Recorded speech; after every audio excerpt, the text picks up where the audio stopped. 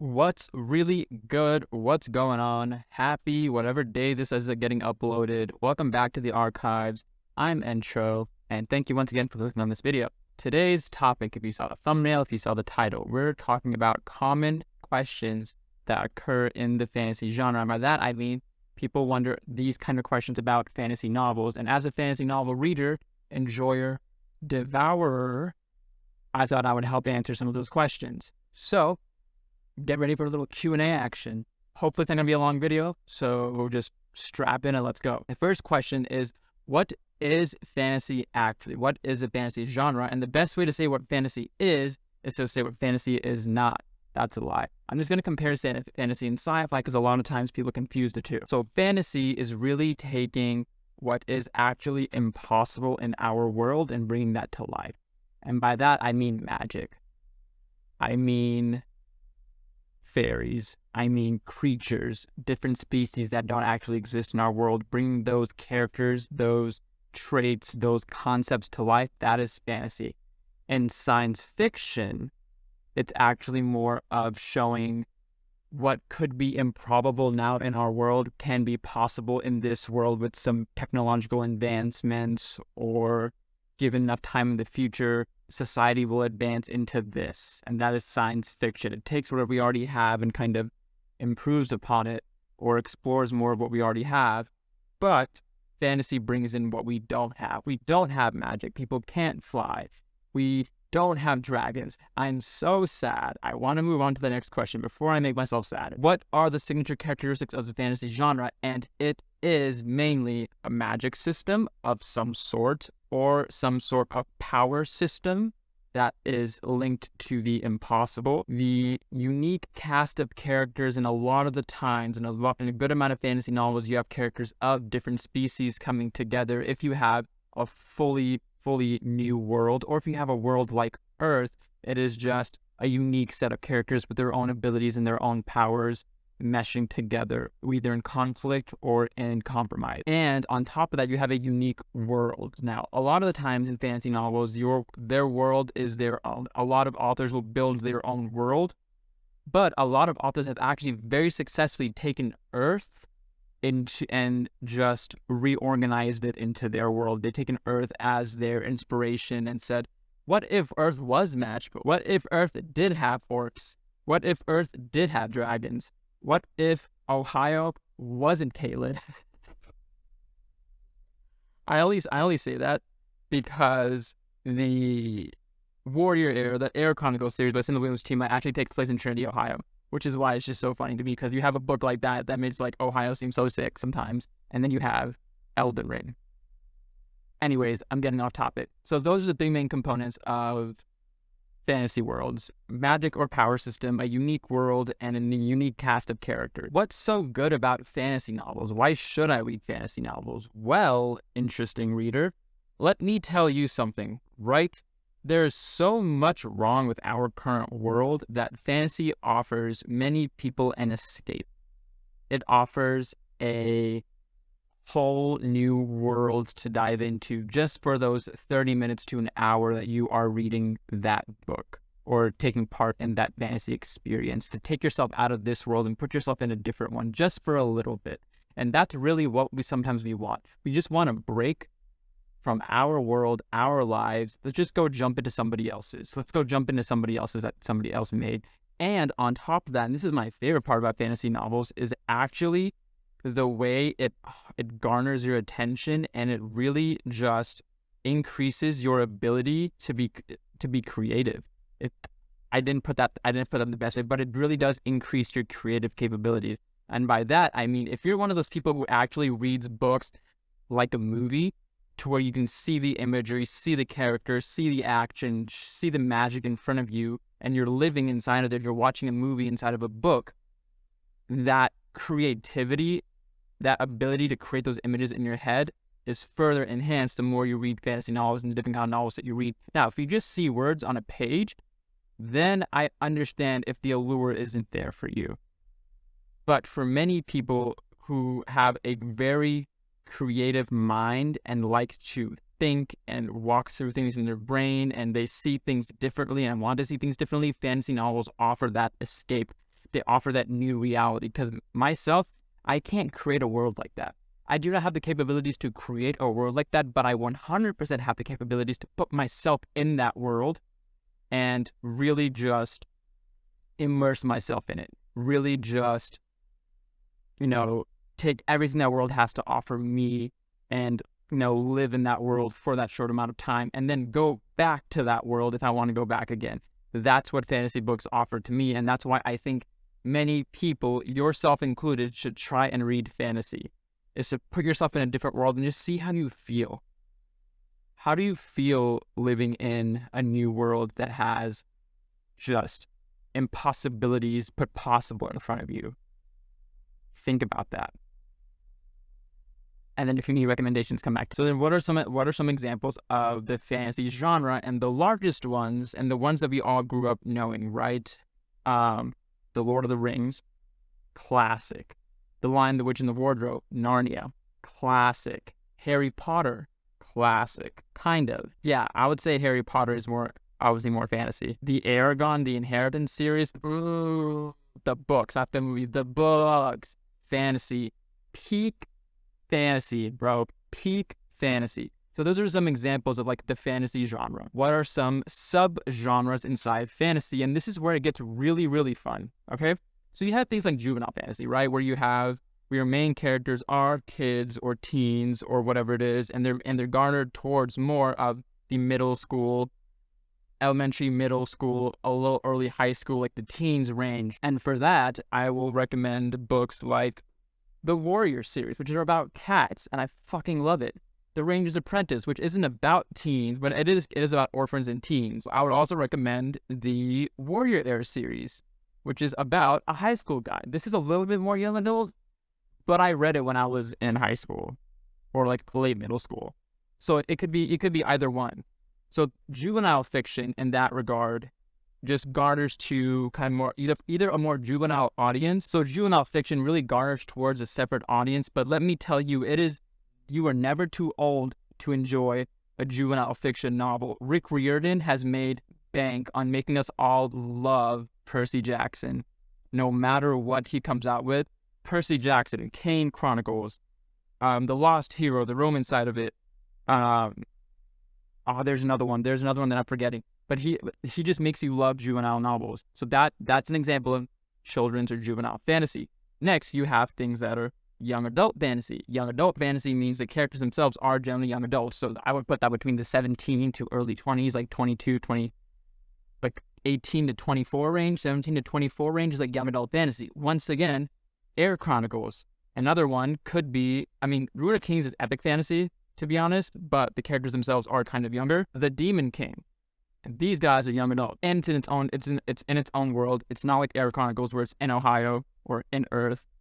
Its own world, the Seven Realms. You could say Shadow and Bone is young adult, but yeah, because they're really all teens. Like they're all like in their late teens, if not early 20s. So Shadow and Bone is kind of like a young adult novel as well, or they're like Grishaverse. So those are young adult. Let's talk about epic fantasy. Epic fantasy basically means a fantasy novel of a large scale. That means the world is massive. The lore is deep. The characters are crazy. Well, not so the characters are crazy, but the magic system is also deep. Epic fantasy means you're creating like a massive epic world to take your readers through. Epic fantasies are books like The Course of Dragons, Ruin of Kings. Epic fantasy, Lord of the Rings.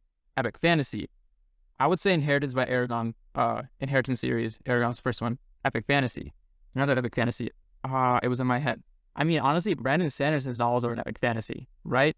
Brandon Sanderson, Mistborn, like the Stormlight Archives, like all those epic fantasy. They're all integrated into each other. So a large, massive, immersive world like that, it's an epic fantasy. Epic fantasies are not for everybody because they are a lot to get into, and they require many novels to set the stage, establish the lore, deepen the lore, get yourself into immersive with the characters, etc. So I would not necessarily start with an epic fantasy as your first fantasy novel. I would not do that. But if you want to anyway, you can pick up any of the ones that I just said. There's tons of subgenres of fantasy, and I'm not going to get into all of them, but I will list even more right now on the screen for you, just so you can see what all subgenres there are out there. But we're gonna move on to the next question, which is the next topic is, what is a magic system? What are some examples of magic systems? How do magic systems work? So a magic system in a fantasy novel is basically what laws, rules, what is the framework of this supernatural power that is dispersed throughout this world that certain characters have, and many occasions certain characters don't. That is a magic system, and magic systems are so fluid. That is one of the make or break things for me in a novel, is if you have a magic system, is it done well? Or did you just throw one in there? It's easy to mess up magic because you think it can be anything, but without the right foundation applied to it, it just doesn't make sense, or it seems very superficial. Some examples of different kinds of magic systems, right? So in Percy Jackson and Rick Riordan novels, you have magic from the gods. You have magic from the Greek and Roman gods passed on to the demigod children, and then that magic, because depending on the god's magic, that child has a similar type of magic, whether it is lightning, speed, strength, water controlling abilities, invisibility, nature, fae-esque abilities, etc. Another type of magic that you have are magic spoken through words, through incantations, through speech. Many occasions you have, as an example, a novel, The Darker Shade of Magic by V.E. Schwab. Also, you have a really interesting trope in magic. I'm just going to give a quick side tangent here, is the ability that, or like the thing that like the concept that you have to speak the incantation in order for it to take effect versus thinking it or muttering it, not even muttering, just thinking it for it to take effect. And I know I draw back to Harry Potter all the time, and I do apologize. It is just a very simple one to reference. But in there, you have obviously words mixed with wands, so incantations as part of your magic system. And the better magicians don't have to use a wand, don't have to say anything. They can just think it and do it. That's the power scaling. That's the ability scaling. That's an example of magic through words. Now, you have magic through elements, and that's where Shadow and Bone comes in. That's where Force of Souls by Lori M. Lee comes in, where your magic is linked to an element, or it is linked to the ability to control an element. Avatar: The Last Airbender, best example of magic linked to elements. You have this ability that's linked to your control over one or more elements and your way to manipulate them into something more. Those are three of the ones that I generally see more, but I'll leave a couple more on the screen for you just to let you know there are other types of magic systems out there. You know, what is the importance of world building in a fantasy novel? And similarly to a magic system, if your world sucks, I have no reason to be in it. So world building is so important in a fantasy novel. And you can either put your world on something that we already know in our lives, or you can make your own world. And if you make your own world, authors, I will stand by this, put a goddamn map in your book. If you have your own world, make a goddamn map. Because maps are some of the best accessories to a novel, in my opinion, that you can include in your novel. The reason I say that, right? The reason I say that is because if you have a world that none of us know about, but you just use terms like north, south, east, and west, we don't know where you're going. We don't know if your main point, your main foundation is in the south and you're going north here. We don't know if it's in the north and you're going more north, or if you're going south here. We don't know where you are, and I don't know where I am in the novel unless you give me a map. So please, I beg you, give me a map. Anyways, back to world building.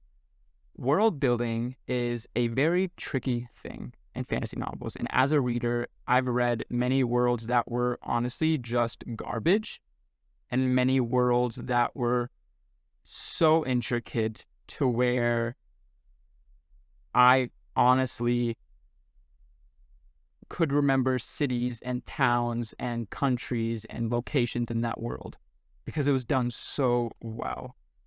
And the most recent, I guess, the most recent novel that I think did that really well was Ruin of Kings. If you haven't watched my Ruin of Kings archive review that I published last week, go ahead and do that. The reason I bring up Ruin of Kings is because she has a massive world in her novel, right?